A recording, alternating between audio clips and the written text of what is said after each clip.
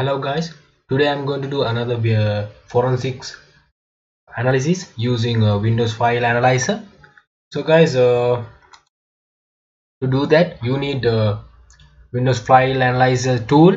You can download it from Google. This tool, Windows File Analyzer, and this is my Windows 7 virtual machine. This is my forensics lab. This lab includes some tools to do forensics analysis.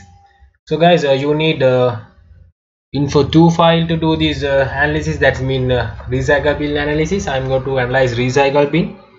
So you can find this info2 file from Windows XP. So on Windows XP, that files are stored in the recycle folder under the user's specific user ID, that SID. And there is also an info2 file which contains an index of all the files that have been deleted, and along with some metadata about the recycle files. And this info2 file will contain the original path, file size, and when the file was deleted. This file include this info2 file. Let's analyze this Windows info2 file using Windows File Analyzer. Go to this Windows File Analyzer and go to Files. Go to Analyze Recycle Bin. And guys, please watch my previous video. That's video I showed you how to analyze thumbsdb in Windows XP using this Windows File Analyzer. Now I'm going to analyze this recycle bin. Press open. This is the info2 file. You can find it from that. I already said that you can find it from here, there, and I'm going to open it. Okay guys, you can see this Windows recycle bin info2 file. This info2 file include that that original file path and the size and when the file was deleted.